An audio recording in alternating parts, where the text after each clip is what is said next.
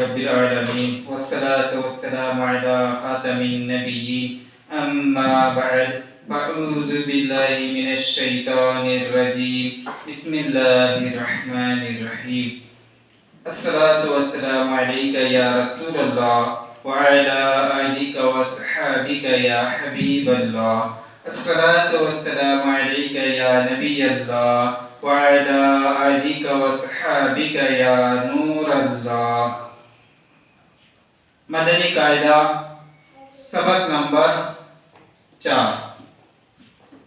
کیا نام ہے سبق نمبر 4 کا؟ حروف قریب الصوت. حروف قریب الصوت یعنی کیا؟ ملتی جلتی آواز والے حرف ہے نا، وہ حرف جن کی آواز ملتی جلتی ہے. حروف قریب الصوت یعنی ملتی جلتی آواز والے حروف. ان کی آواز ایک جیسی نہیں ہے، ان کی آواز ایک جیسی نہیں ہے، ان کی آواز ایک دوسرے سے ملتی ہے. اب آواز حرف الگ ہے، حرف الگ ہے، بھلے آواز ان کی قریب قریب ملتی ہے، مکمل ایک جیسی نہیں ہے، مکمل ایک جیسی نہیں. اگر ایک جیسا ہم پڑھیں گے تو وہ غلط ہو جائے گا. جیسے تا تا ہے نا، دونوں کی آواز مل رہی ہے ایک دوسرے سے، لیکن دونوں میں فرق ہے. کیا فرق ہے اس میں یہ فرق ہے کہ تا باریک پڑھا جاتا ہے اور تا موٹا پڑھا جاتا ہے. حروف قریب الصوت کتنی ہے؟ کتنے حروف قریب الصوت؟ 16 ہے. کون کون سے؟ تا تا زا زال زا سا سین صاد دال ضاد کاف قاف ہا حا حمزہ عین. یہ 16 حرف ایسے ہیں جس میں کسی حرف کی آواز کسی نہ کسی حرف سے ملتی ہے، کسی حرف کی آواز کسی نہ کسی حرف سے ملتی ہے. جیسے تا کی آواز تا سے، زا کی آواز زال اور زا سے، اسی طریقے سے تا کی آواز سین اور صاد سے ملتی ہے. تو ان کی آواز ایک دوسرے سے کے قریب ہے، لیکن ان کی آواز ایک جیسی نہیں نکلنا چاہیے. ان میں ہمیں فرق کرنا ضروری ہے، ان میں فرق کرنا ضروری ہے. فرق کس طریقے سے کیا جائے گا؟ کتنے طریقے سے فرق ہوتا ہے؟ جن کی آواز ملتی جلتی ہے ان میں فرق کتنے طریقے سے ہوتا ہے؟ 2 طریقے سے. کتنے؟ 2 طریقے سے. یا تو دونوں طریقے سے ہوگا یا دونوں میں سے کسی ایک طریقے سے ہوگا. 2 طریقوں سے جو فرق ہوتا ہے، جن حرفوں کی آواز ملتی جلتی ہے ان میں فرق یا تو دونوں طریقے سے ہوگا یا دونوں میں سے کسی ایک طریقے سے ہوگا. کون سے 2 طریقے ہو؟ مخارج. پہلا طریقہ کون سا ہے؟ مخارج. یعنی جن کی آواز ملتی جلتی ہے، جو حروف قریب الصوت ہے، یا تو ان میں کے مخارج میں فرق ہوگا یا پھر دوسرا طریقہ ہے صفات. صفات یعنی کیا؟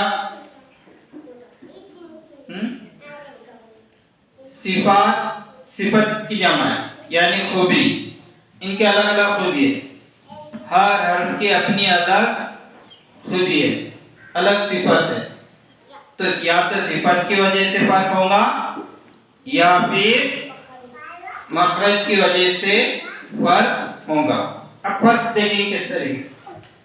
تا تا یہ 2 حرفوں کی آواز ایک دوسرے سے ملتی ہے نا.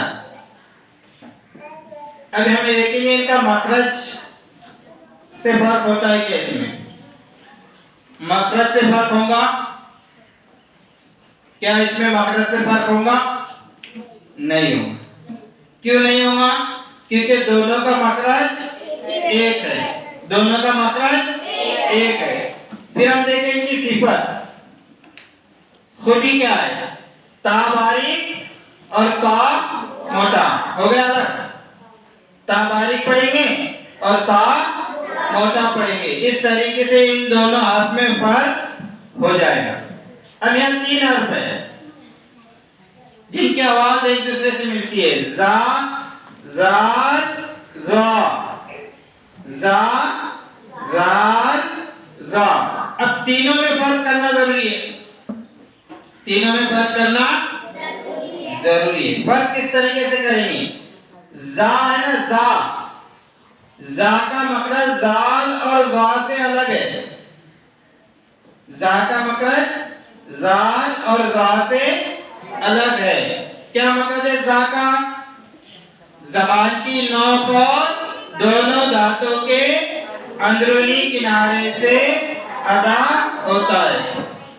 زا کا جو مخرج ہوگا زبان کی نوک ہے، اوپر اور نیچے دونوں دانتوں کے کناروں پہ لگی۔ زال اور زا میں زبان کا سرا صرف اوپر کے دانتوں کو لگے گا، زبان کا سرا صرف اوپر کے دانتوں کو لگنا چاہیے، نیچے کے دانت کو ٹچ بھی نہیں ہونا چاہیے۔ اگر ہمارا زال اور زا پڑھتے وقت ہماری زبان نیچے کے دانتوں کو ٹچ ہوتی ہے تو وہ زا بن جائے گا، پھر کیا بن جائے گا، زا۔ تو فرق کیسا کرنا ہے، ان کا مخرج کے مطابق پڑھیں گے اور صفت کے مطابق پڑھیں گے تو فرق خود بخود ہو جائے گا۔ زا کا اس کی صفت کیا ہے، اس میں سیٹی کی طرح آواز آتی ہے، زا میں سیٹی کی طرح آواز آتی ہے، زال اور زا میں سیٹی کی طرح آواز نہیں آتی۔ زا کا مخرج الگ ہے، زال اور زا کا مخرج الگ ہے، یعنی زا الگ ہو جا رہا، لیکن رہا زال اور زا دونوں کا مخرج ایک، دونوں میں سیٹی کی طرح آواز نہیں آئے گی۔ پھر فرق کیسا ہوگا، کیا فرق ہے دونوں میں، زال اور زا میں، زال باریک زا موٹا، ہاں، زال باریک پڑھیں گے، زا موٹا پڑھیں گے۔ زا جو یہ حروف مستعلیہ میں سے، زا حروف مستعلیہ میں سے، اس لیے اس کو پور یعنی موٹا پڑھیں گے۔ اسے ہم نے پور یعنی موٹا پڑھ لیے تو یہ زا اور زال سے الگ ہو گیا، زال کو باریک پڑھ لیں گے، زا کو اس کے مخرج کے مطابق پڑھے، ان میں فرق ہو جائے۔ پھر سا، سین، صاد، یہاں بھی 3 حرف ہے اور تینوں میں اسی طریقے سے فرق ہے کہ سا کا مخرج الگ ہے، سین اور صاد کا الگ ہے۔ سا کا کیا ہے، زبان کا سیرا اور اوپر کے دانتوں کے اندرونی کنارے سے ادا ہوتا ہے، یعنی سا پڑھتے وقت ہماری زبان صرف اوپر کے دانتوں کو لگی، صرف اوپر کے دانت کو ٹچ ہونا ہے، اور اس میں سیٹی کی طرح آواز نہیں آئے گی، اس میں سیٹی کی طرح آواز نہیں آئے گی۔ سین اور صاد میں سیٹی کی طرح آواز آئے گی، ان کا مخرج بھی ایک ہے کہ سین اور صاد میں زبان کی نوک اوپر اور نیچے دونوں دانتوں کے اندرونی کناروں سے ادا ہوتے ہیں۔ تو اب فرق کیسا کریں گے، سین اور صاد میں، سین باریک پڑھیں گے اور صاد موٹا پڑھیں گے۔ صاد کو موٹا کیوں پڑھیں گے، بولو صاد، سب سے آخر میں صاد کو موٹا کیوں پڑھیں گے،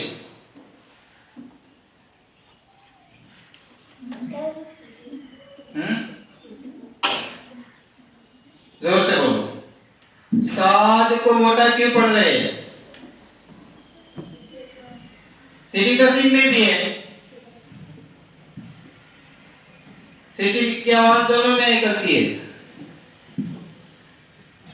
بولو سفیا، اسے وہ حروف مستعلیہ میں سے، حروف مستعلیہ میں سے صاد حروف مستعلیہ میں سے ہے۔ حروف مستعلیہ کو ہمیشہ ہر حالت میں پور یعنی موٹا پڑھتے ہیں، بیلنس۔ صاد حروف مستعلیہ میں سے ہے اس لیے اسے پور یعنی موٹا پڑھیں گے۔ اب دال اور داد، دال داد، فرق کیسا کریں گے دونوں میں، ان کے مخرج بھی الگ ہے اور صفتیں بھی الگ ہے. دونوں طریقے سے فرق ہو رہا ہے کہ دال باریک پڑھیں گے، دال موٹا پڑھیں گے. دال کا مخرج کیا ہے؟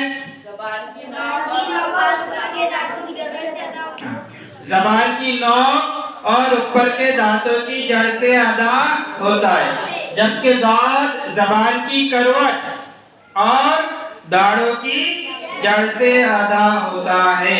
انہیں اگر ہم مخرج سے پڑھیں گے تب بھی فرق ہو جاتا ہے، اور صفت سے جب پڑھیں گے کہ دال باریک اور دال موٹا تب بھی ان میں فرق ہوگا. اس کے بعد کاف اور قاف. کاف قاف اس میں بھی فرق دونوں طریقے سے ہوگا. کاف باریک، قاف موٹا. یہاں قاف کو موٹا کیوں پڑھ رہے؟ ماشاءاللہ حروف مستعلیہ میں سے ہے. حروف مستعلیہ میں سے کاف کا مخرج الگ ہے، قاف کا الگ ہے. کاف کا مخرج کیا ہے؟ زبان کی جڑ اور تالو کے سخت حصے سے ادا ہوتا ہے.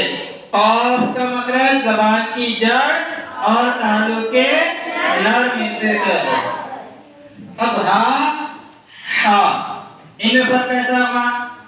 ہا حلق کے نیچے سے، ہا حلق کے نیچے سے، ہا حلق کے درمیان سے، حمزہ حلق کے نیچے سے، عین حلق کے درمیان سے.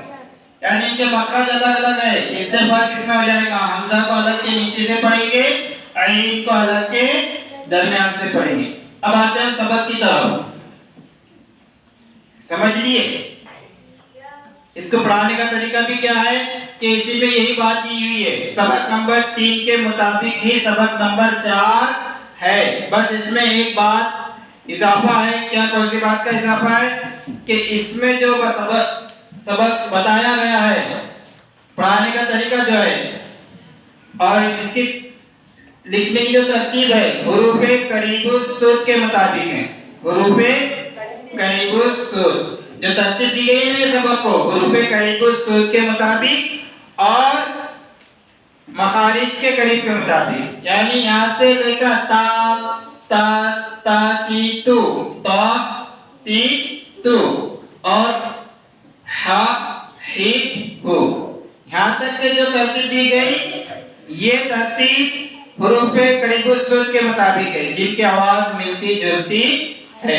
اب اس کے آگے جو مدنی قاعدے میں دیا ہوا ہے وہ مخارج کے مطابق دی ہے، جن کے مخارج قریب قریب ہے نا اس کے مطابق جو ہے انہیں لکھا گیا. جیسے ان کے بعد کیا ہے؟ ہا ہی ہو کے بعد کیا ہے؟ گا گی گو، خا خی خو. کیوں اسے لکھا گیا؟ کہ دونوں کا مخرج ایک ہے. اس کے آگے ترتیب جو ہے حروف قریب المخارج کے مطابق دی گئی. فرق کرنے سمجھے بھی اسی طریقے سے اس میں فرق کرنا ہے اور فرق کر کے مطابق اسے پڑھنا ہے. اس سبق کو روا پڑھنا ہے. کس طرح پڑھنا ہے؟ روا. سبق نمبر 3 ہم نے ہجے اور روا دونوں طریقے سے پڑھے. اس میں ہجے کرنے کا طریقہ ہمیں آ گیا. اسی کے مطابق اگر اس کے بھی ہجے کریں گے تو اسی کے مطابق ہجے کریں گے. لیکن ہمیں یہ سبق پڑھنا کیسا ہے؟ روا. تو پڑھیں گے سب. بسم اللہ الرحمن الرحیم. تا تی تو، تو موٹا پڑھو اسے. تو تی تو، زا زی زو، زا زی زو، زو زی زو. موٹا پڑھنا ہے. زو زی زو، سا سی. سیٹی کی طرح آواز نہیں آنے والا. سیٹی کی طرح آواز آ رہی تمہاری. سا سی سو، سا سی سو، سو سی سو. موٹا نہیں پڑھ رہے اسے موٹا پڑھو سو سی سو دا دی دو دو دی دو کا کی کو قا کی او آ ای او آ ای او طلب کے درمیان سے نکالنا ہے آ ای او ہا ای او ہا ہی ہو اسی طریقے سے اس میں فرق کرتے ہوئے سب سبق کو یاد کر کے آئیں سبق نمبر 4 اور کیا اس میں فرق ہے یہ بھی یاد کر کے کیا فرق ہے کس طریقے سے فرق ہوتا ہے حروف قریب الصوت میں کتنے طریقے سے ہوتا دو طریقے سے وہ کون سے دو طریقے مخارج اور صفات یا تو جن حرفوں کی آواز ملتی جلتی ہے یا تو ان حرفوں کے اندر صفات کا فرق ہوگا یا پھر مخارج کا فرق ہوگا